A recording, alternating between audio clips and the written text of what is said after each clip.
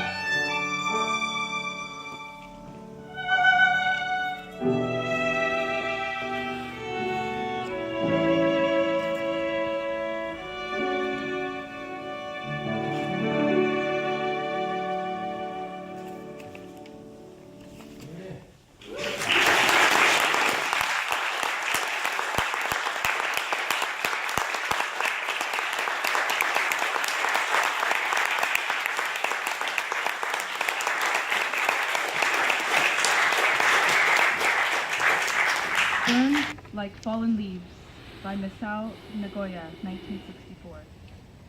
August 6, 1945. 19 years have already passed since then. I was 16 years old. Every day I went to the student mobilization labor, putting matches into boxes in the factory, polishing cans at the packing plant, or sorting out rags at the clothing depot. We had no springtime of our life. It was only till the 8th grade that we had a regular schooling. Toward the end of the war, everybody, the old and the young, men or women, was mobilized to the home front.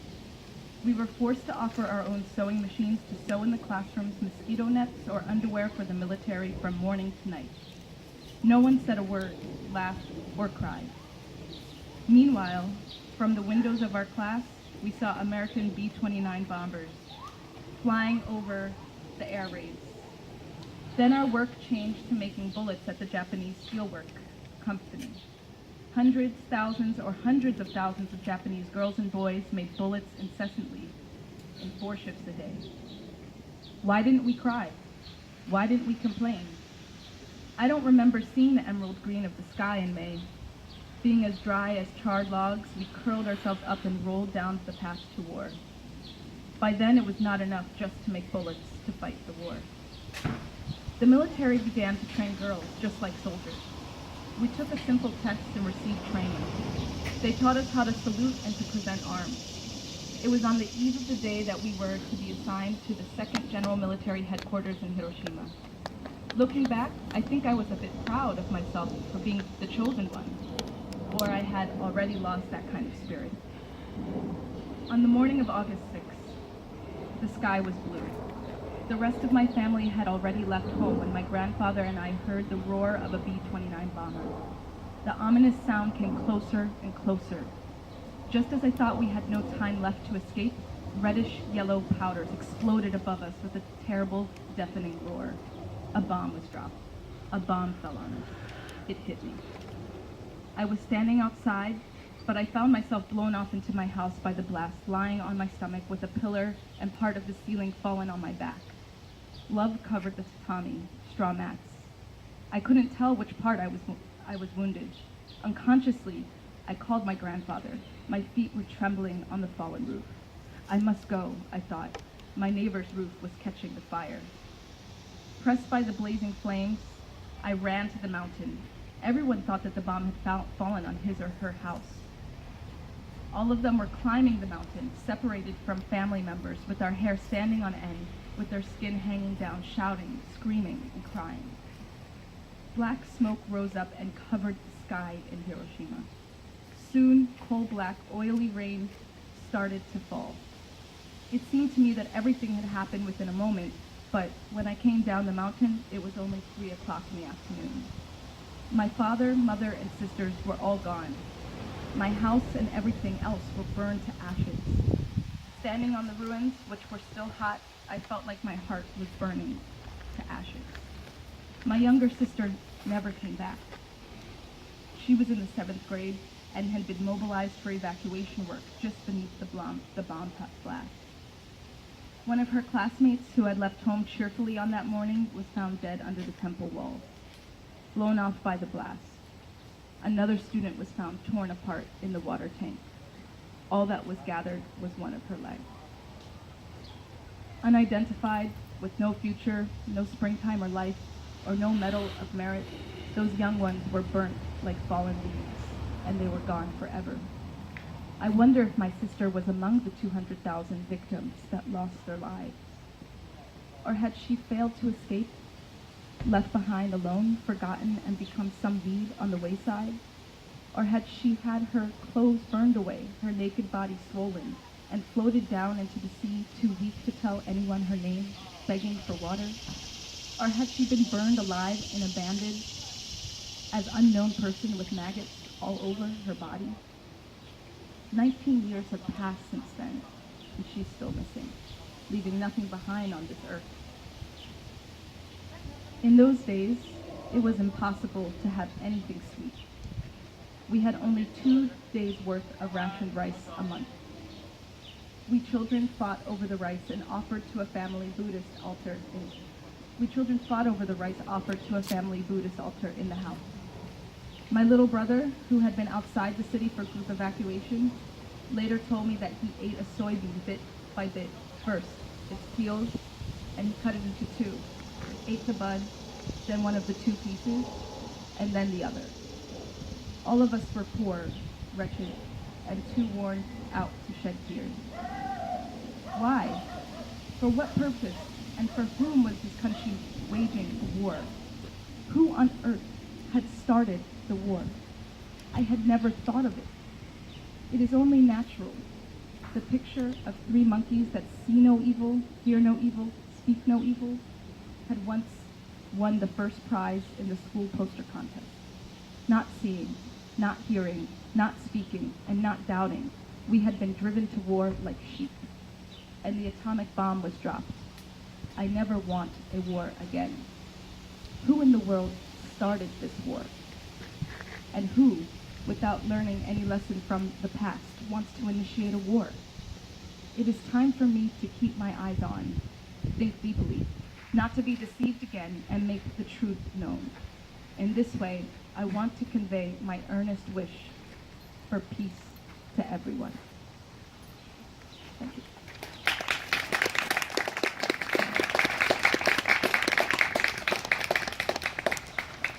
Thank you, Gia. One thing that I'd like to note is Japan is currently discussing changing their peace constitution that they've had since the war. President Abe is currently trying to create a functioning military and stockpile country, and so there's protests going on in Japan about that, right, Sally? For 70 years, Japan had a peace constitution, and it's being challenged currently. So hopefully we can get something going where we support Japan in its efforts to maintain the peace constitution. Next reader was the wonderful lady that introduced the young musicians of Staten Island. It's Linda Sandlofer, reading Burnt Black in the Streetcar, Hiroshima, 6th August 1945, high school student, 12 years old. Thank you. Burnt black in a streetcar at Kaneo Chu. Oops, Mike, better? Is that better? Okay. Burnt black in a streetcar at Kamayo-chu Station near Hypo Center. A streetcar was burnt. The passengers of this streetcar were burnt coal black, some still standing, others still sitting. The corpse of the driver was charred in the shape of the steps. corpses lying near the station were charred and shrunk. The shrunk corpse of a mother holding her baby was really pitiful. This is the appearance of the tragic last moments of the citizens of Hiroshima, which were exposed to severe heat of some 1,000 degrees centigrade.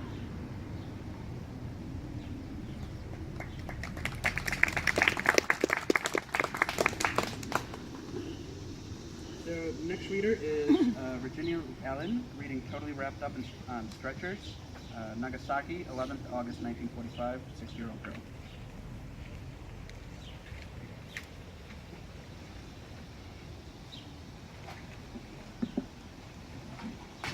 Totally wrapped up on stretchers. In the morning of the 11th August at Machino's station, a lot of people wrapped up with bandages were lying on stretchers. Water! Water, they were groaning and squirming. Because the train could not continue, they were taken out. I saw them for a short moment. But that scene is still printed in my eyesight, and I cannot forget it. It was scaring. It was really scaring. I wanted to leave that place as soon as possible. I could not stand seeing it.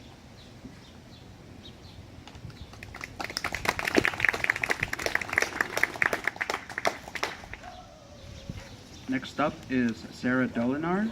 The river was filled with bodies. Hiroshima, August 6, 1945, Soldier 20.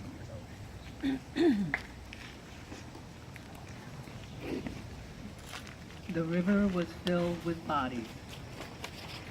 Hiroshima was a quiet city with 7 rivers. In summertime, we used to jump in the beautiful river for fun. And in fall, we enjoyed fishing for gobies from the bridges. But on that day, the rivers were filled with corpses of adults and children, all of them victims of the Pika. This was indeed a scene like hell itself. A team of soldiers in a boat collected these drowned bodies with bamboo sticks. Because there were so many, it took a long time. Strangely enough, from that day on, all those gobies have disappeared.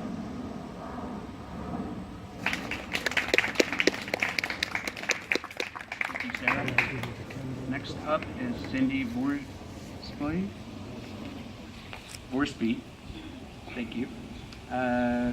Testimony of Yamashita Shinobu, published by the Society of Atomic Bomb Survivors. Nayagawa City, Osaka, Prefecture.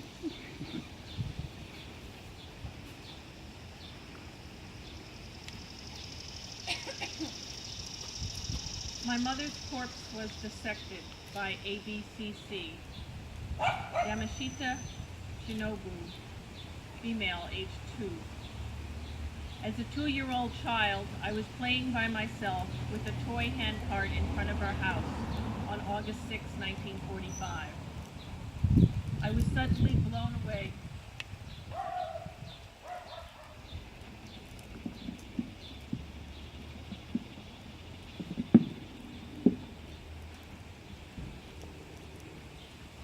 As a 2-year-old child, I was playing by myself with a toy handcart in front of our house on August 6, 1945. I was suddenly blown away by an intense blast and collided with my father in the entranceway. Then I was crushed under the fallen house. Several fortunate aspects coincided so that I was able to get out without being injured. I was just inside the entrance, where there was a bicycle that propped up the fallen roof, and also my father was there to help me.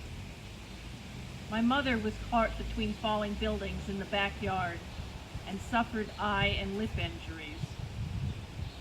I don't remember clearly everything that happened at that time, but I do recall the scene of my mother washing her eye with water from the fire prevention tub. It would be the wound under my mother's lip never disappeared throughout her life. My father used to say, I can't watch movies such as Hiroshima or Child of the Atomic Bomb. The real disaster was so much worse.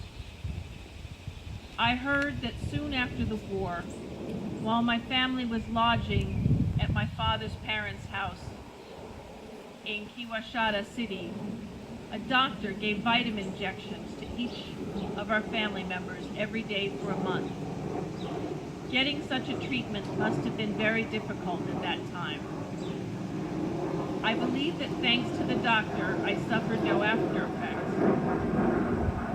8 months after the atomic bombing, my mother gave birth to a sister, prenatally infected by radiation from Hiroshima. My mother died 6 years after the atomic bombing. My mother's corpse was dissected at ABCC, Atomic Bomb Casualty Commission, which was located on Mount Hijiyama in those days, but the result was unknown to us. I heard that I was apparently afraid of the roar of any airplane for more than 1 year. We should never allow children to have such an experience. I chose to be called faint-hearted in peace. We should never resort to war.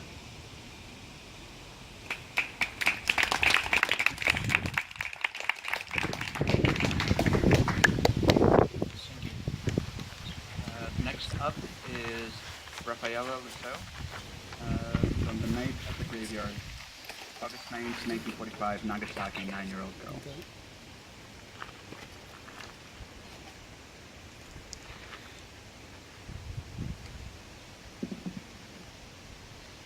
The incident of that day deeply engraved itself in my 6-year-old mind. When I was walking, a man said to me, "Hi girl, look, there is an aircraft." Then I entered my house, and in the same moment there was a huge flash. The wall collapsed, and I was wrapped in a thick cloud of dust. I fled to the graveyard near the Nijiwai Bridge by the Nakashima River.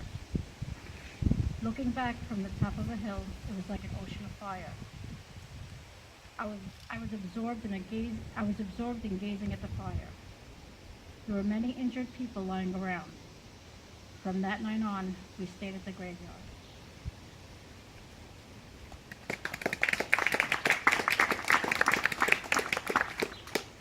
Thank you, Rafaela.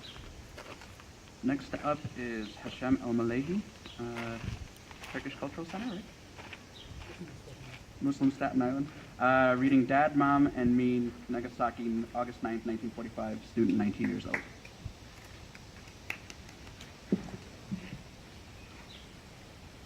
Against the public announcement, insignificant damages caused by a new type of bomb.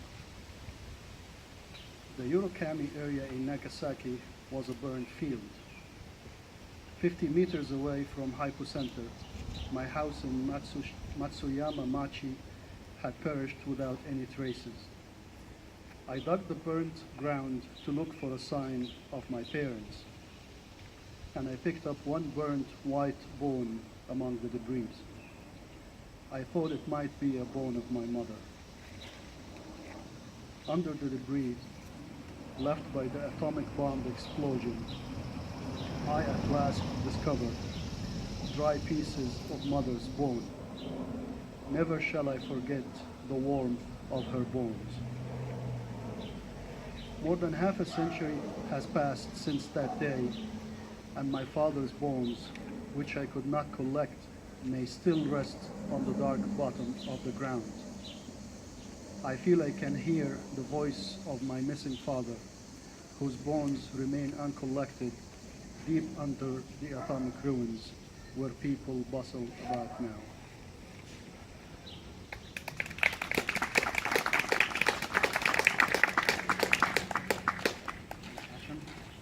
Next up is Mary Campbell as Akiko Obuchi.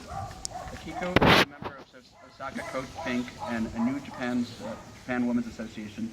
She visited New York last April for the large demonstrations that took place during the Nuclear Non-Proliferation Conference, and also came and visited this beautiful island here. Mary?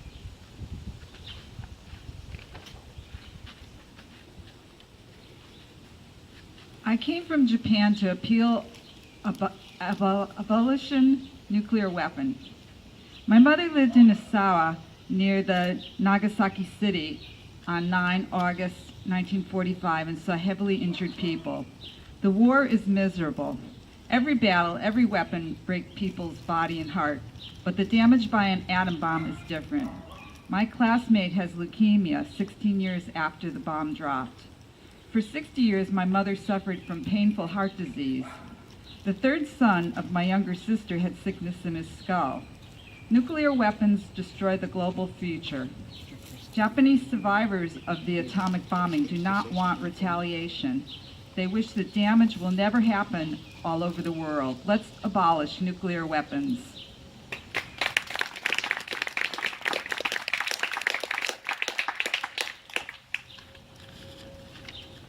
Next up is Christine Dixon as Sachiko Masuka, a young woman, 18 years old, who spoke at Unitarian Church on August 9, 2009, reading from report in Left Next Notes by Tom Good.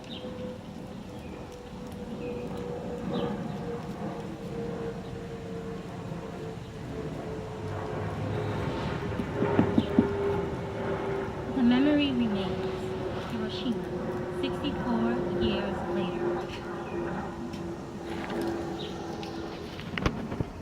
Sachiko Masuoka, now 87 years of age, addressed Staten Islanders at a forum co-sponsored by the Unitarian Church of Staten Island and Peace Action Staten Island on Sunday, August 9th, exactly 64 years after the atomic bombing. The event was held at the Unitarian Church and was arranged through the Hiroshima Peace Memorial Museum. An 18-year-old schoolgirl at the time of the A-bomb attack. Masuoka survived the destruction of Hiroshima, as did her father and mother, but her sister and her brother did not. Masuoka's ordeal began at morning meeting at her Hiroshima school, located approximately 3.5 kilometers from the hypocenter of the blast. The target for the U.S. Air Force had been the distinctive T-Bridge, located at the intersection of the Matayasu and Hokawa rivers. Surrounded by devastation, the bridge remarkably survived the blast. According to Wikipedia, on Monday, August 6, 1945, at 8:15 a.m., the nuclear weapon Little Boy was dropped on Hiroshima by the crew of the American B-29 bomber Enola Gay, directly killing an estimated 80,000 people. By the end of the year, injury and radiation brought total casualties to 90,000 to 140,000. Approximately 69% of the city's buildings were completely destroyed, and 6.6% were completely damaged. Masuoka told the crowd that immediately after the blast, she and her schoolmates, they were dismissed, and they were told to go home, but getting there was not easy. It was very difficult to walk because there were already so many people lying on the street, so I was not able to walk without stepping on them, she said. Describing a scene that would make most horror films seem tame by comparison, Masuoka observed, some people whose eyes were popped out from the blast were still walking around. Masuoka described a streetcar, which was completely bombed, but then inside the car, I saw this corpse which was dead, sitting in the car. Approaching the T-Bridge, Masuoka saw the bodies of the dead filling the Matayasu River. From that bridge, I looked down into the river, and the river was filled with corpses, hundreds and hundreds of dead bodies, and back then the water in the river was so clear that I could even see the bottom of the river, and I saw this woman's body who had long hair and whose hair was running with the current. What I saw was beyond description, she said. Eventually, Matsuoka made it to her grandmother's house where she was joined by her father. The following day, her mother had arrived. Her mother had been in the city trying to find Matsuoka's brother and sister. She had found her youngest daughter. The young girl had been badly burned by the blast. Her clothes had caught fire and she had lost most of her hands as she attempted to extinguish the flames. Soon after, mother and daughter were reunited. Relief workers took them to a triage center for emergency treatment. Matsuoka's mother told the family that at the time of the explosion, her daughter had had her back to the initial blast. Thus, everything came up from her back, and so her face was beautiful. Her face remained beautiful, yet all the body was burned up. Matsuoka's sister died at the triage center after telling her mother that she felt no pain and she was too tired to go home. Matsuoka told the crowd that thinking about the death of her little sister remains very painful. When I think of the condition which my sister was in and what she was thinking when she was going home and when she was trying to go home, when I think about it, I always feel like I want to cry because it breaks my heart. My mother cut my sister's hair and she clips her nails, and that's what my mother brought back with her, she said. Matsuoka and her father went into the city a week after the bombing to try to find her brother. After locating a charred body wearing a cloth fragment, a fragment bearing the same pattern as her brother's favorite shirt, Matsuoka realized they had found her brother. Taking wood from the rubble of a bombed outhouse, and her father built a fire and cremated her brother's body. Matsuoka told a number of stories that gave a multifaceted picture of the horror of Hiroshima, but none more brutal or tragic than the story of a relative who survived thanks to the care of a parent. In the days following the bombing, there were no effective medical treatment offered. Many patients experienced an additional horror: flies. The flies would light on the wounds of the badly burned, and then they would lay their eggs. A day later, the eggs would hatch, and the maggots would feed. Matsuoka's relatives was fortunate in that her mother tirelessly removed the larva using a pair of tweezers. Matsuoka's relatives survived, but most did not. Added to the suffering was the doctor's warning that no water was to be given to a burn victim until it was clear that they were not going to survive. I can still hear those voices who were asking for water, Matsuoka said. For the survivors of Hiroshima, the Habakusha, the suffering continued. Matsuoka told the story of a mother who was not able to save her child that was trapped beneath a shattered building. The child was burned to death when the fire overtook the rubble. A man who had turned to Hiroshima and built a small house where his former home had been, and he died of radiation sickness. He had built his new home on a hot spot. Matsuoka told the crowd that no one in Hiroshima at the time really understood radiation. In Hiroshima today, there are monuments to the tragedy. The Hiroshima Prefectural Industrial Promotion Hall, the closest surviving building to the hypocenter, was designated the Genbaku Dome, or Atomic Dome, and it is a part of the Hiroshima Peace Memorial. The Hiroshima Peace Memorial Museum was opened in 1955 in Peace Park.